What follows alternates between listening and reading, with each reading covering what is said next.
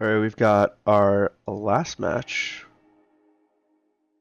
And we need it to be a good one. I think I'm going to keep this. Keeping a lot of one-landers that haven't worked out, but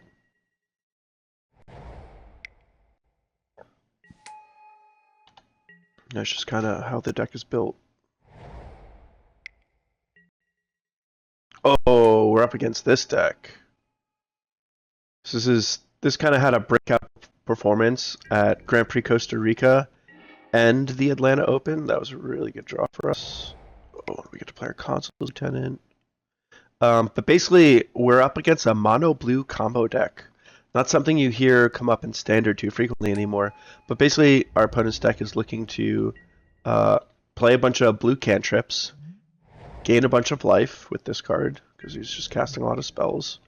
And his primary form of defense is going to be, I think it's like Engulfing Wave or something like that. I forget exactly what it's called. But it's instant, and it returns all creatures to their owner's hands. I think except for like Krakens and Horrors or something like that. And it wins with Part the Waterveil. And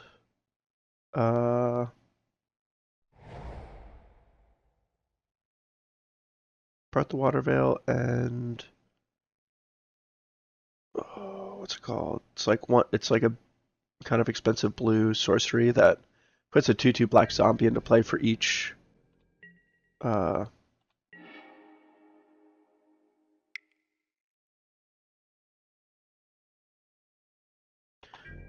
instant sorcery in their graveyard, sorcery in their graveyard, sorcery in their graveyard.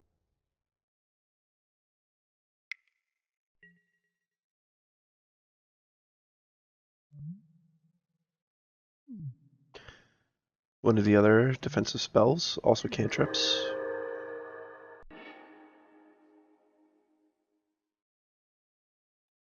So I believe the card is called Engulf the Shores, if I'm not mistaken.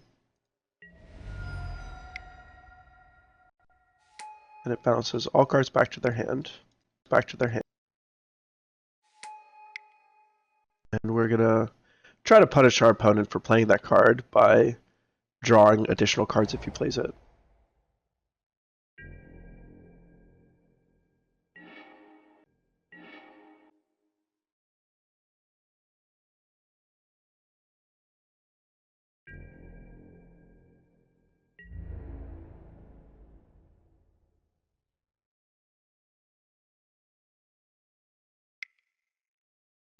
Pretty nasty situation for our opponent. Ooh, just a Hydro Lash. Is there any way that we just like can kill our opponent anyway? No, I don't think so. So 2, 3, 4, 5, 6, 7, 8. We can deal 9 damage and put him to 3.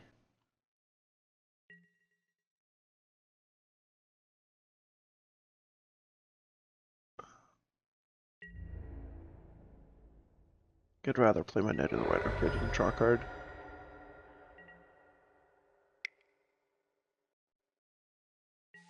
So now if our opponent doesn't have the wave thing, he's just very, very, very, very, very, very dead. And I think we can just crack a clue. Having another creature on the board, it probably isn't that valuable, considering we're likely to have them all bounce to our hand or win the game. So this was a one land hand that went perfectly. I mean, we just hit our first 3 land drops. So in this matchup, we can just basically take out all of our interaction.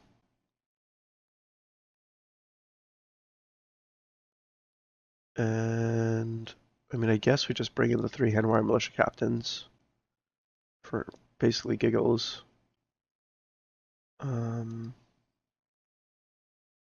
really want to bring in the Bushwhackers. But no, actually, I guess I do. Yeah, they're great against the whelming thing. Bring in the Needle Spires, take out 3 of the planes, and probably don't need all these Militia Captains. Probably 2 is enough. Actually, Anointer of Champions is probably worse than a Militia Captain. And that should be all set. So essentially, we're just goldfishing our opponent and assuming he has no interaction whatsoever.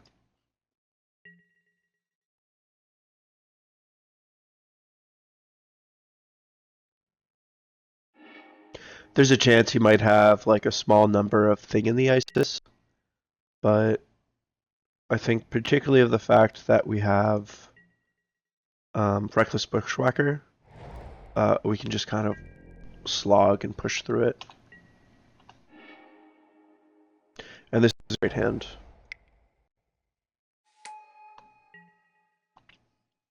We have a good curve. We have multiple Anthem effects. And Kytheon is obviously like the best thing we can do early in the game.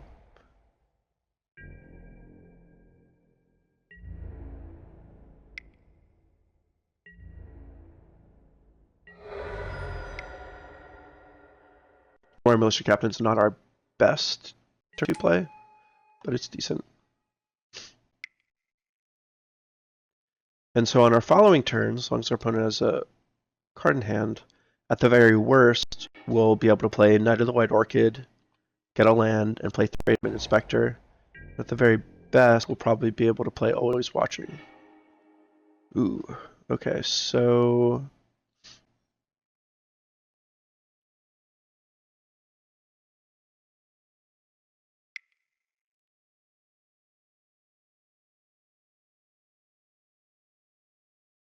So if we play Always Watching, we get to push 2 extra damage. Against an opposing Whelming Wave.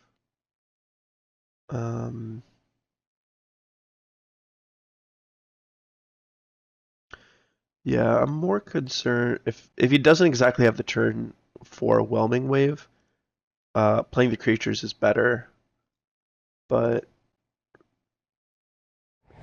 I think it's better to essentially play it like this. Playing it this way has less upside, but far less downside also.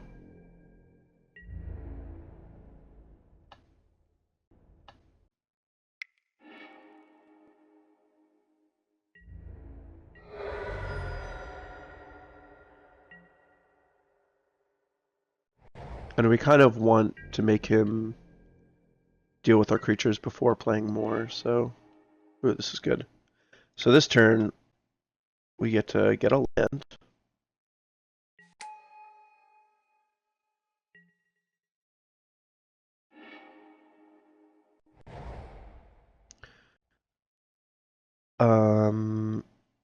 And normally I would want to play Thalia's Lieutenant, but maybe I'm too self-conscious about this Whelming Wave thing.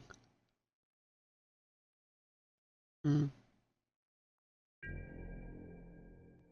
fact that it's like instant speed makes it a lot more difficult to play around. Like if he just has another Hydro Lash here, yeah, I like feel like a little bit of an idiot.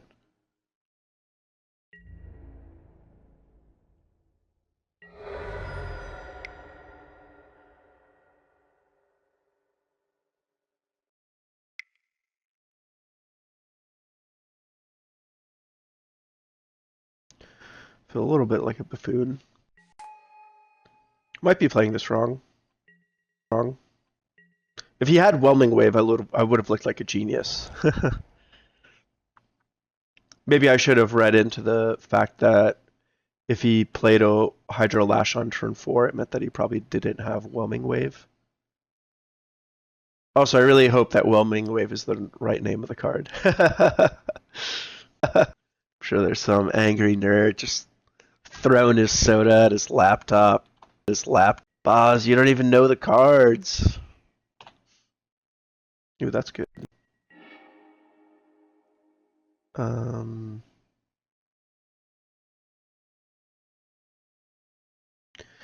So I think that I will play my Thraben Inspector. And then... Like, he just has to have a Whelming Wave here, or else he's, like, dead.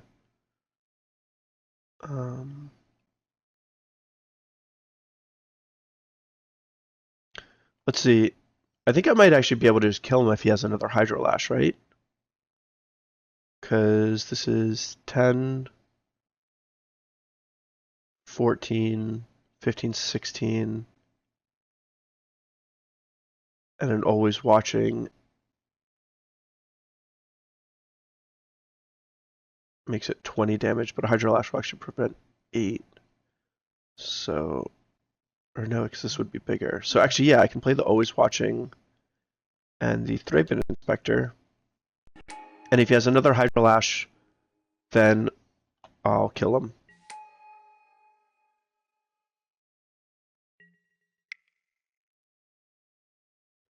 And if he has Whelming Wave, be kind of bad shape.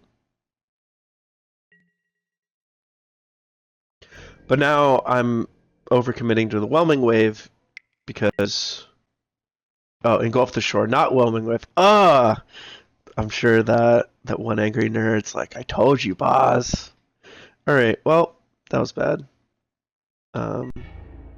We do get a fair amount of, like, value. Oh, wait. Oh, this didn't go away. Sick! Well, that was cool. I'm so used to just having all the cards get swept away.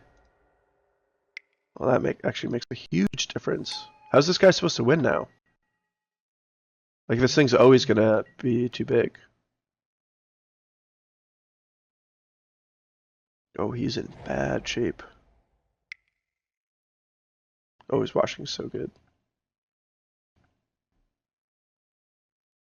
Alright, so not Whelming Wave, Engulf the Shores.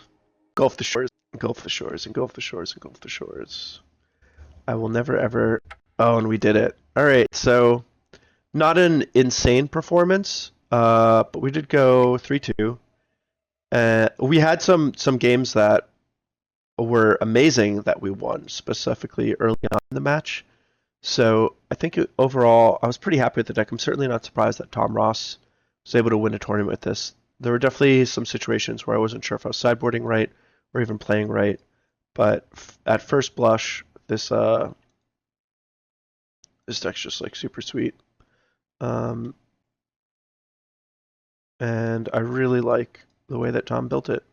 So anyway, that's going to be it for this week. Look forward to seeing you guys next week. I was really happy to bring you a true beatdown deck for my beatdowns with the boss. I've been playing a lot of mid-range control strategies in standard for you guys, but now I get to show you the fastest, most aggressive beatdowns. Next week, I think I might actually have the Bant Humans deck. I like that deck quite a bit. And I've been wanting to get a bit of test run, so good chance you can expect that next week. But for this week, so long. Thanks for watching. You guys are great. And I look forward to seeing you next time.